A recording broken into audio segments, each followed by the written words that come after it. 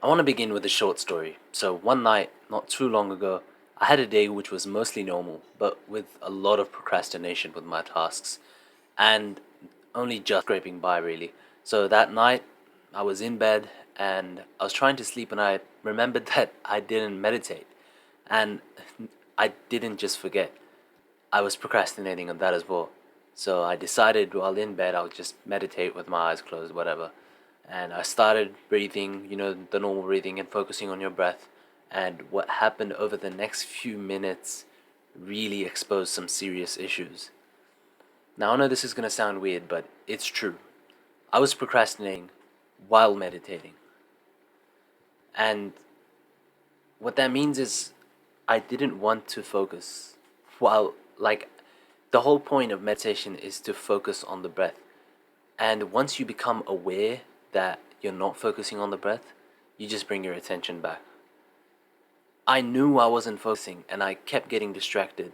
And while being lost in thought and being aware that I'm lost in thought, I was thinking, hold on, this is an important thought. I'll focus on my breath later. And at that very moment when I realized that what just happened, I grabbed my journal and I just wrote down exactly what happened at, I don't know what it was, 11, 12 at night. Procrastination. We all experience it. None of us want to. And very few are able to fight it off. But those that do enjoy the fruits of their success. Today I want to explain one habit that really decreased procrastination for me personally by at least 70%. Not only will I show you what tool I use, but it's important that you really focus and understand how I use it. Okay, I won't waste your time any longer. I use a digital calendar. Now, before I explain my reasoning behind why I made the switch from my physical calendar to this digital calendar, I want to make this clear. If you're someone right now who isn't even using a calendar, you are missing out. But if you're using a physical calendar, you don't realize that you're missing out on the majority of benefits that come with using a calendar in the first place. So, why and how do I use this tool to help beat procrastination specifically? Well, tell me if this sounds familiar. Generally, you have tasks every day or every week, and you have a rough idea of what you're going to do. So, I'm assuming you also have some sort of basic daily schedule that you follow. Wake up at, say, 8 a.m. and then start working on task, and then have a break, and then start working on task 2. But the fact is, you don't know which task should take priority every morning you wake up. Am I supposed to be doing this task first? Is that more important? Should I just check my emails? And all these low energy tasks start taking priority because in the morning it's just easy for you to just go straight to those easy tasks thinking that you're being productive. And that's exactly where a digital calendar comes in to integrate those two things completely. A list of tasks and a schedule to follow every day. So, I recommend you follow these steps now. I use Google Calendar. Step 1 is obviously choose a calendar. Google, Microsoft, whatever.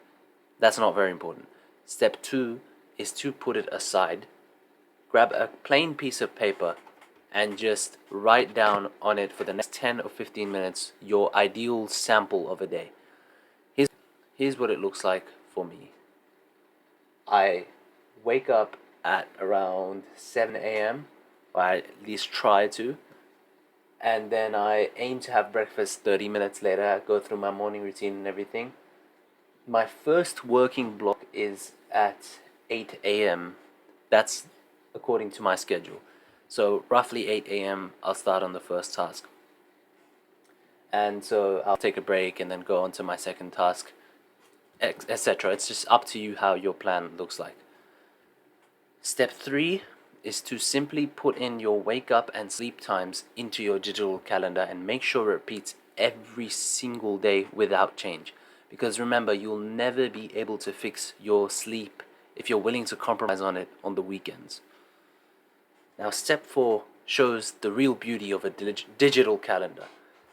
Now you can easily slot in the tasks for the day by time and priority rather than the date or the week or the rough time period that you've given it to. And this is a really key point, because most people kind of look over this and go, oh, I'll figure it out on the day. I'll wake up and I'll see what I have to do according to this rough list of tasks. And I know that because that was me for a very long time. But making this switch made me realize that our brains simply aren't designed to be able to take on that mental burden of having to plan out the day when you already have such huge or difficult tasks ahead that require so much mental capacity. So it's an unnecessary use of your precious brain power that you could be using to dive straight into your deep focus tasks, whether it's uni work, writing, editing, whatever your main hard task is. Step 5 is pretty much just going to be ongoing.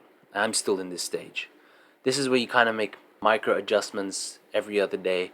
So you realize you can't do task 1 on Mondays anymore, or maybe you realize that you can't wake up at this time because it's just not suitable anymore. Whatever happens in your personal life, that's another benefit of the digital calendar. These kind of changes take seconds. Just drag it and move around. There's no more scratching around on a list of physical paper and making a huge mess. That was me for a while. Now, if you've made it in this far into the video, I want to make one thing clear. This is not a cure to your procrastination. It's more like a treatment, because let's be honest, ending procrastination requires a whole lot more discipline more than anything, and that's something we all fight for every single day, especially me. So no one is perfect, but that is not an excuse to stay lazy and weak. Digital calendars won't help you unless you let them help you. Thank you, and remember to keep working on yourself.